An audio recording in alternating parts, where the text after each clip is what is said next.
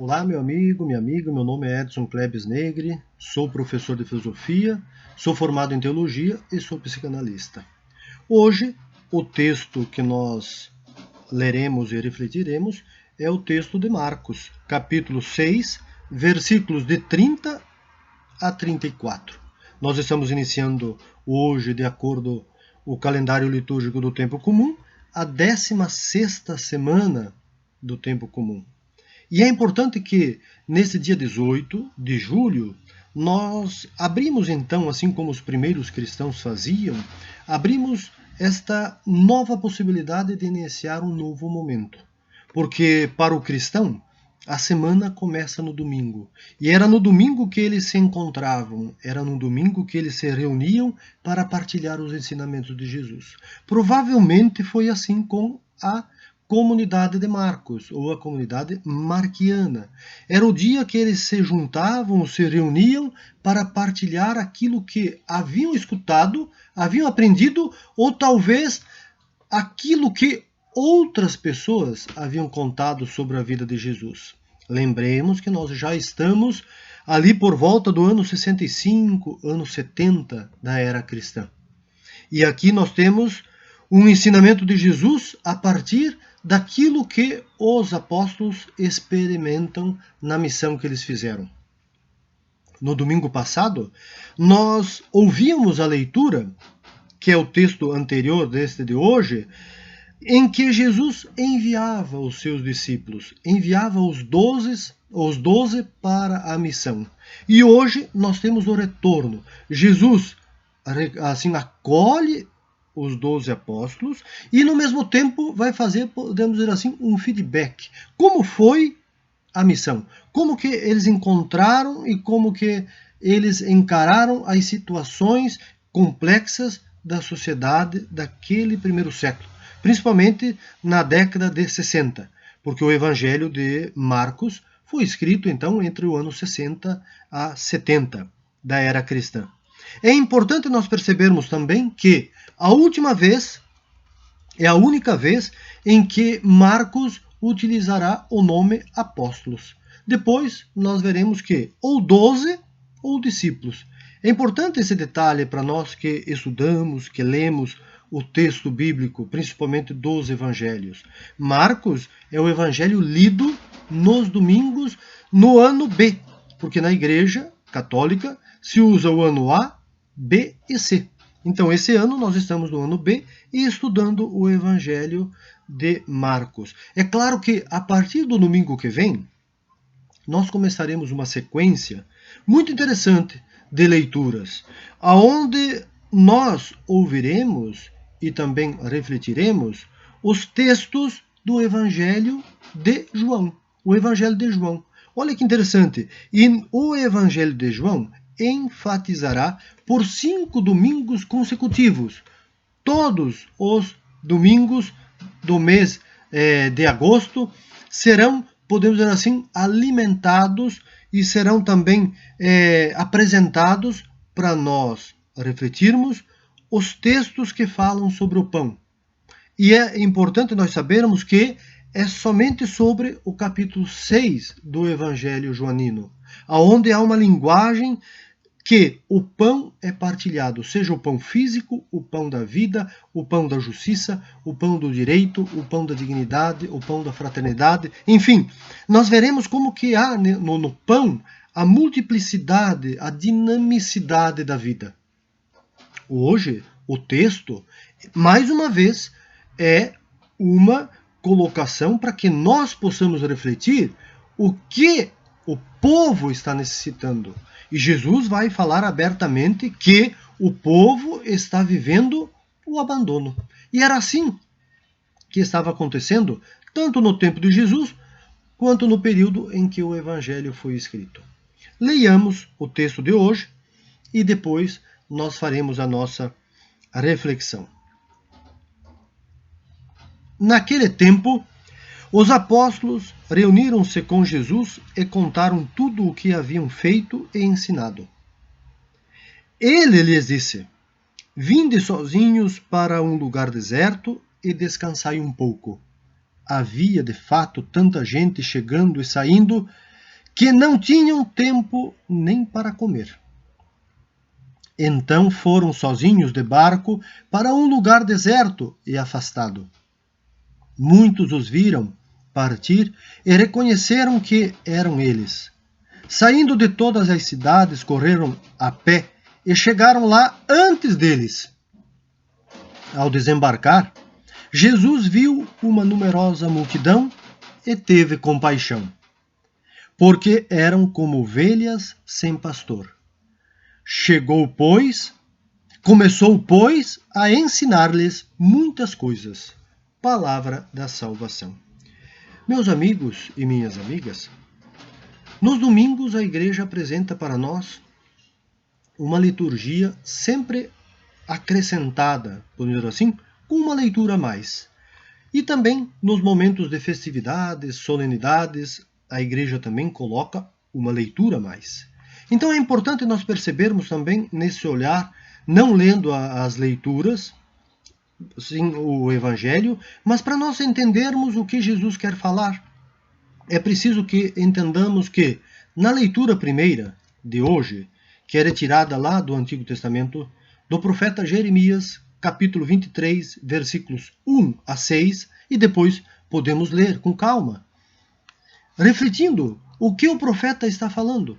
O texto do Evangelho é uma denúncia aos pastores da época.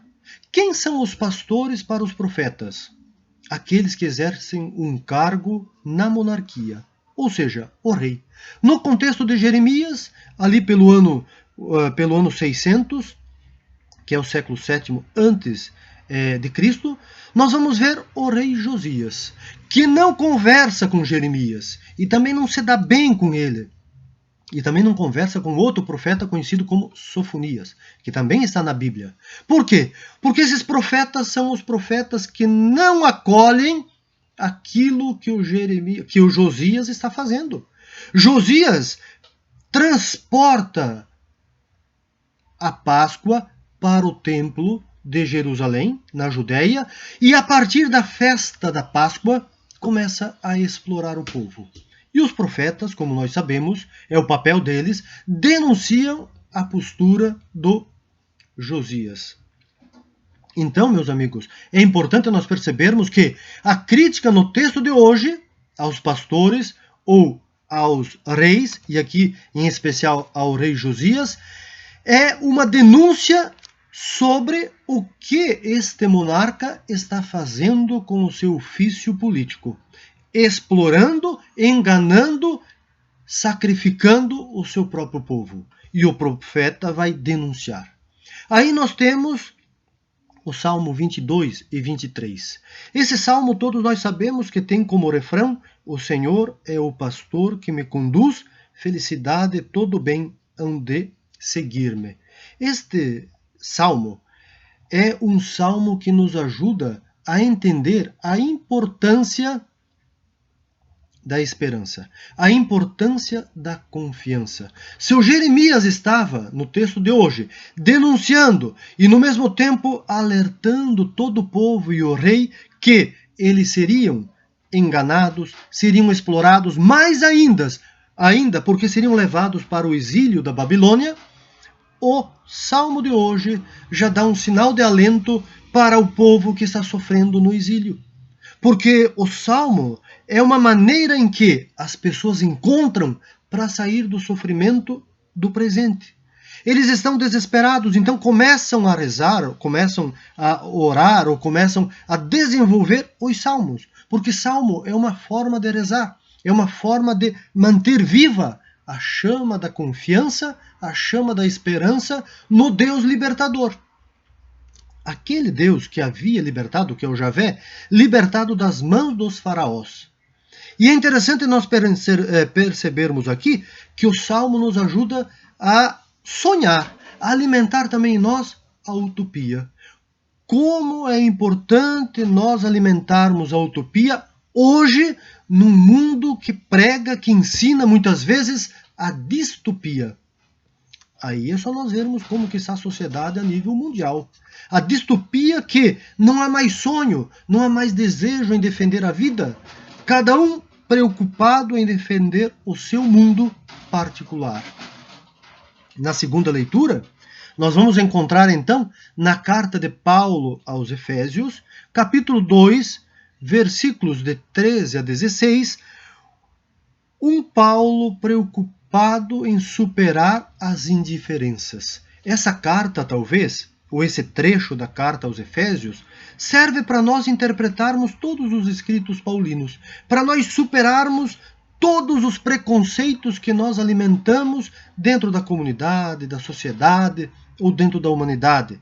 Porque Paulo vai dizer que em Jesus não há mais separação, não há mais indiferença. O que existe são as diferenças, mas não diferenças porque nós somos indiferentes. Diferenças porque cada pessoa é diferente uma da outra. Mas Paulo está chamando a atenção dos Efésios para que não se preocupem com a diferença, mas sim percebam que na diferença há toda a dinamicidade divina. O problema é a indiferença, quando eu começo a olhar o outro ou a outra com preconceito. Então, meus amigos e amigas, Paulo nos ajuda a olhar o outro não mais como inimigo, ou não mais com um olhar de inimizade, mas sim com um olhar de fraternidade. E é assim que ele vai então propagar aquilo que ele vai dizer na leitura. E ele veio para anunciar a paz. A paz, shalom, no hebraico, é dar condições dignas para o povo, ou para as pessoas. É fazer com que a pessoa esteja saciada em todas as suas necessidades humanas. E assim, nós adentramos então no Evangelho de hoje. Vejamos como que Jesus acolhe e no mesmo tempo se recolhe a um lugar retirado com os 12, ou com os apóstolos. Eles estavam provavelmente cansados. E Jesus então convida-os para se retirar.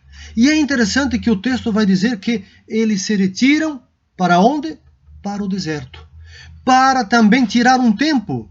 Porque eles não tinham nem o tempo para se alimentar. Era tanta gente que os buscavam que eles passavam a maior parte do tempo dando atenção e suprindo as necessidades do povo que era também abandonado, assim como Jeremias vai criticar na leitura de hoje.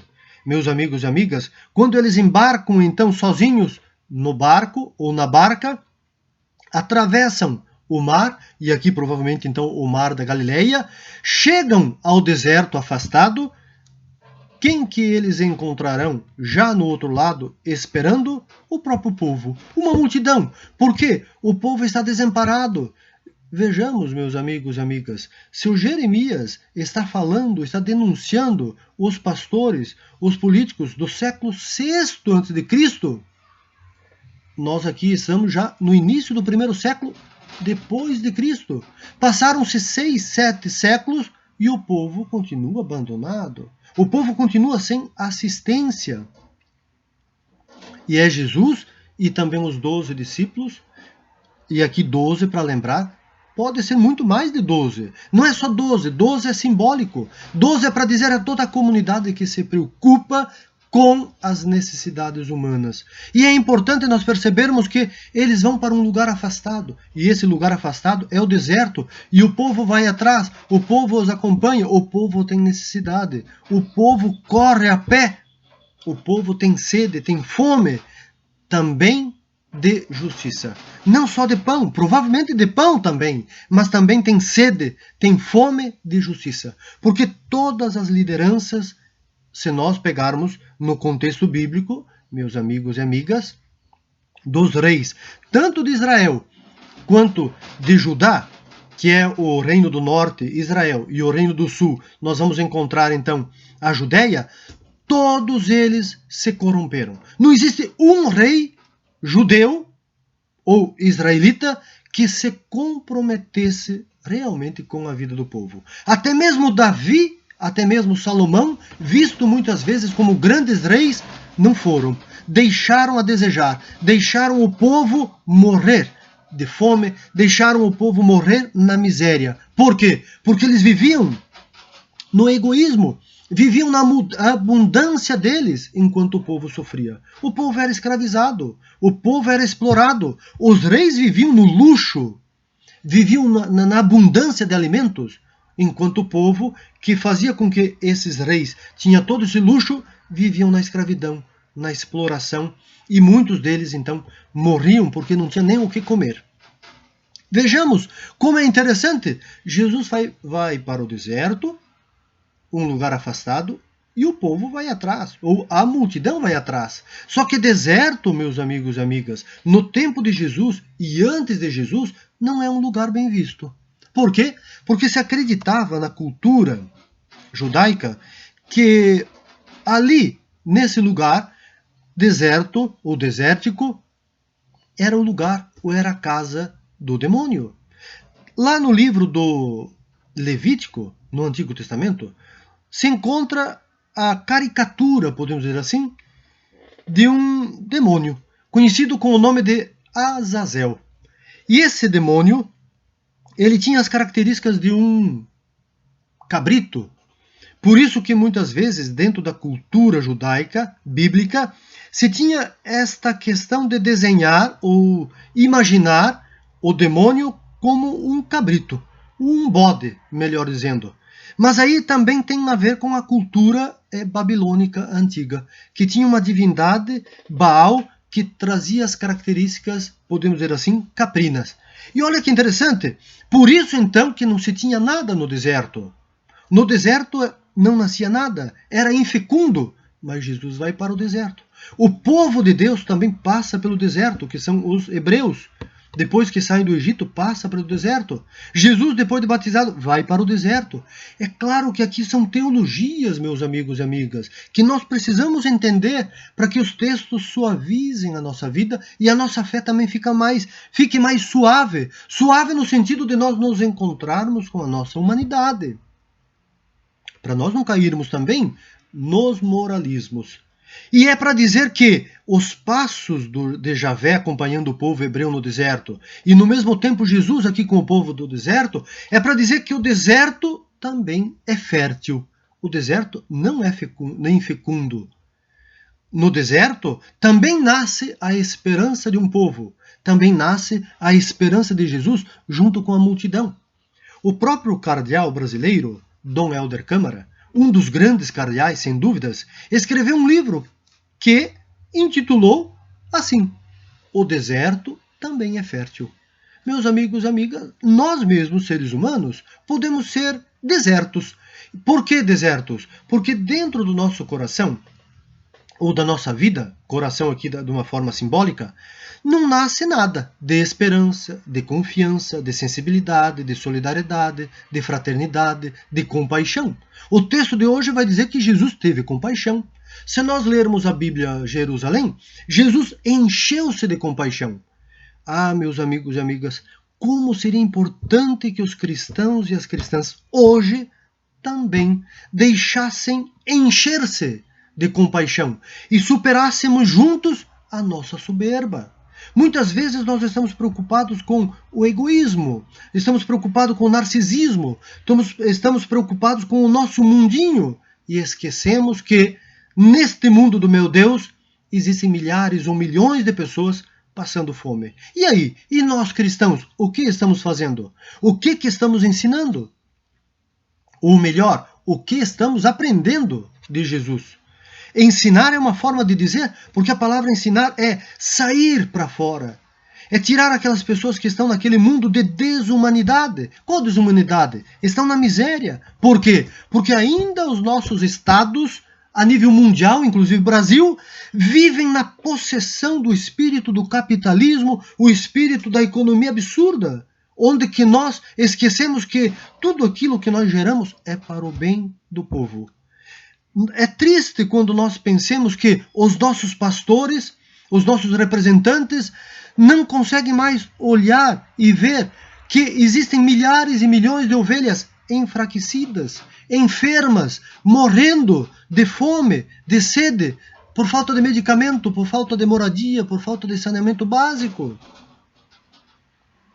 Meus amigos e minhas amigas, e eles, Jesus e os discípulos, desembarcam. Desembarca quer dizer recomeçar a missão. Eles desembarcam, porque num lugar eles embarcaram, no outro eles desembarcaram. Para dizer, a missão teve início desde que eles começam a entrar no barco e desembarcam. Desembarcar é fazer com que a palavra, o ensinamento de Jesus seja propagado. E aqui nós vamos ver então no último versículo que Jesus então teve compaixão porque eram como ovelhas sem pastor. Olha só que interessante. Marcos, a comunidade marquiana, está já fazendo uma denúncia também. Se as pessoas estão ali juntos, buscando junto a Jesus suprir as suas necessidades, as suas carências, é porque as ovelhas estão sem pastor ou sem pastores. Afinal, aonde estão os pastores nesse contexto? Meus amigos e amigas, podemos dizer assim, aonde está Pôncio Pilatos? Aonde está Herodes? É claro que, se nós pegarmos quando Jesus ainda vivia. Porque se nós trazermos no texto, no contexto que o texto foi escrito no ano 65 a 70, Pilatos já tinha sido morto, ou seja, assassinado. E o próprio Herodes também já estava morto, que eram os pastores políticos da época. Quem que está no contexto de Marcos? É o imperador romano Nero. E não existia mais governador em Jerusalém, porque o Félix foi o último governador da região da Judéia, que se fazia assim, sede em Jerusalém. No ano 53, Félix foi o último governador romano em Jerusalém. Olha que interessante, né? Nós, então, contextualizarmos a leitura para nós vermos que quem é o abandonado ali?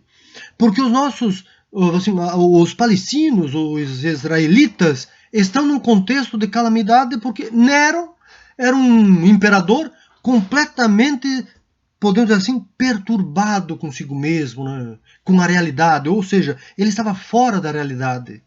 Imaginemos aqui que esse imperador, ele construiu o Coliseu Romano para matar pessoas. Ele matou a própria mãe, matou a própria irmã, para saber como que ele ia sentir ou ele ia reagir diante dessa sensação de remorso. E ele acaba se suicidando. Então vejamos, meus amigos e amigas, é preocupante quando nós cristãos e cristãs também ovacionamos, batemos palmas para pastores hoje. O papel do cristão e da cristã não é bater palmas, ovacionar os pastores de hoje, mas sim cobrar profeticamente. Se nós quisermos ser discípulos e discípulos de Jesus, temos que ter a coragem de enchermos de compaixão, mas no mesmo tempo ser profetas e profetisas, discípulos e discípulas. Para ir concluindo, aqui a barca é a comunidade. O desembarcar, então, é sair da comunidade e começar a missão. É o que o Papa Francisco vem falando já há alguns anos. A igreja em saída. Mas a igreja é cada um e cada uma. A igreja é um lugar de acolhida, é um lugar de levar a misericórdia, é o lugar de levar a compaixão de Jesus. O grande frei carmelita, Gilvander Moreira, ele escreveu um livro que está também disponível para quem quiser ler assim, no Google, na internet, e também na editora Paulinas. Meus amigos, veja, ele escreveu um livro que se chama A Compaixão Misericórdia, ou A Compaixão da Misericórdia. E aí nós podemos dizer assim, mas o que tem a ver essa compaixão misericórdia com a espiritualidade? Porque ainda ele trabalha um subtema com a espiritualidade. Porque muitas vezes nós buscamos a igreja, olha só, nós vamos na igreja, entramos neste barco, nesta barca, mas saímos, ao desembarcar, nós não nos enchemos de compaixão. Olha que interessante. A igreja também deve servir para isso. Se nós entramos na igreja, temos que sair nas celebrações ou nos ritos, não para cair num ritualismo, mas sim para entender qual é o nosso papel na comunidade ou na sociedade. Entrar na igreja também é se comprometer com a vida e, no mesmo tempo, a vida daquilo que Jesus ensinou. Não só falar, mas sim agir. Olha que interessante, nós saímos, ou seja, desembarcamos da igreja, fazendo um paralelo, uma alusão à comunidade, ausentes de compaixão. Isso, para nós cristãos, não deveria de acontecer. Porque a partir do momento que nós entramos e entramos em comunhão com a comunidade, que são as pessoas que estão ali, e no mesmo tempo entramos em comunhão com o divino, nós teríamos que sair nutridos de esperança, de confiança, de humanidade, de misericórdia, de amor, de perdão e de compaixão. Sairmos diferentes. Porque já pensou? Nós entramos na comunidade e saímos iguais como nós entramos. Então não houve nenhuma diferença. Porque quando os textos bíblicos trabalham conosco sobre a conversão, a palavra conversão é isso, é uma mudança de vida a nível geral. Não é uma conversão a nível moral, é uma conversão de decisão. Afinal, o que eu vou fazer agora para a vida? Para o bem da vida das pessoas, mas aquelas que sofrem. Senão não tem sentido nenhum. Para que ir mesmo nas celebrações da igreja? O papel da igreja é humanizar, é trabalhar para a humanidade das pessoas, daqueles e aquelas que vão até a comunidade. E comunidade aqui é aberta, não é só uma igreja fechada, estrutura, instituição. Porque ela também cometeu vários equívocos, e ainda comete, muitas vezes. E aqui não é mais só a igreja católica, todas as igrejas, todos os pastores, que agora recebem então o nome de pastores, seja na igreja católica, seja nas evangélicas, também teriam que fazer diferente. Tem que olhar quem são os pastores lá do Antigo Testamento e esses do Novo Testamento em que Jesus está falando. Quem são esses pastores que ocupam um cargo político e os pastores que ocupam um cargo religioso? Para que juntos transformemos a realidade. Não fiquemos presos em castigo, não fiquemos presos em que Jesus está amaldiçoando, ou Deus está amaldiçoando, porque isso não vai acontecer. E isso nunca aconteceu. Nós é que temos que perceber o que Jesus quer de nós, né, meus amigos e amigas? Senão, nós vamos ficar muito num mundo infantilizado. Uma fé onde Deus faz tudo e eu não faço nada. Não. Na missão, veja, Jesus enviou os seus discípulos. Façam aquilo que nós vivenciamos juntos. Ou seja, a responsabilidade dos discípulos em fazer aquilo que eles aprenderam com Jesus. E é isso que nós fazemos diariamente, ou buscamos fazer. A palavra compaixão é uma palavra que vem do grego, que quer dizer mover-se desde as entranhas, ou seja, desde o mais íntimo do nosso ser. Se nós quisermos entender também então o texto de hoje, leiamos o texto anterior de hoje, que é Marcos, capítulo 6, versículos de 14 a 29. Aqui nós temos o pastor Herodes fazendo uma festa, um banquete, e nessa festa, então, ele sacrificou, ou seja, ele assassinou brutalmente, decapitando João Batista, o profeta. Vejamos então, meus amigos e amigas, que Jeremias já havia denunciado o rei, que era lá então o pastor Josias, porque era desonesto, corrupto, não vivia aquilo que era o projeto dos ensinamentos de Javé, mas no Novo Testamento nós já temos o próprio Herodes, que também mais um pastor do Novo Testamento que não está nem aí com o povo. Continua matando os profetas, porque o Jeremias e o Sofonias também foram brutalmente assassinados. E por incrível que pareça, com Jesus não vai ser diferente. Ele também vai ser assassinado brutalmente. E quem vai lavar as mãos? Pilatos, que é o governador, e no mesmo tempo o Herodes, que não está nem aí com a vida do povo, juntamente com as lideranças. Mas enquanto o Herodes prepara um banquete para matar um profeta, para escandalizar a vida, Jesus reúne os excluídos, os marginalizados, para festejar. E qual é a principal festa? É quando nós nos juntamos para festejar a vida. E Jesus vai partilhar de tudo aquilo que ele tem de melhor, a compaixão. E ainda o texto vai dizer que ele começa a ensinar, mas Marcos não fala. Em nenhum momento ele fala o que Jesus começa a ensinar. Por quê? Para que nós possamos descobrir, neste encontro pessoal com Jesus, o que ele nos ensina. Lembremos que, com o Evangelho de Marcos, nós aprendemos a olhar Jesus com um olhar humano, ou seja, um olhar humanizado. Porque este é o papel do Evangelho, dos Evangelhos sinópticos. Mostrar a humanidade de Jesus. Como ele é capaz de viver humanamente. E se Jesus é capaz de fazer tudo isso humanamente, meus amigos e amigas, então é possível que nós façamos também diferente. O mundo possível é urgente. Temos que repensar o nosso mundo. O mundo cada vez mais cansado, aqui vai dizer o texto, que eles não tinham tempo nem de comer. Imaginemos hoje, então, os médicos, as médicas, os enfermeiros, as enfermeiras, técnicos e técnicas da enfermagem. Vejamos aqui aqueles e aquelas que trabalham nos hospitais fazendo a comida, na limpeza, no lavar das roupas dos hospitais. Vejamos aqui outras pessoas que estão trabalhando nesse momento ainda de pandemia. Como que elas estão vivendo? Não tem tempo para descansar. Lembremos por todos eles, rezemos por todos eles e elas e que deixemos nutrir pela compaixão. Lembremos aqui que o maior de todos os valores, sem dúvidas, é a vida. Não é o poder econômico, é a vida. Porque não adianta a quantidade de dinheiro que nós tivermos no banco, não interessa a quantidade de dinheiro que nós temos nas bolsas de valores, um dia nós vamos morrer. E esse dia pode ser hoje, pode ser amanhã, pode ser depois da manhã. Podemos chorar, este momento ele vai chegar para todos nós. Então, Jesus nos convida a transformar a nossa vida. E essa transformação é para que o nosso pranto seja carregado de esperança para nós transformarmos o nosso mundo, que está precisando. Porque os nossos pastores ainda estão possuídos pelo espírito da economia e esquecendo a vida, o valor da vida. Que Deus nos abençoe e nos ajude a sermos profetas e profetisas, discípulos e discípulas da esperança, e construamos juntos, assim como diz o Salmo 23. É possível nós encontrarmos um lugar de aconchego onde temos água, pão e possamos descansar, ou seja, viver fraternalmente. Deus nos abençoe e nos guie. Um abraço a todos e a todas.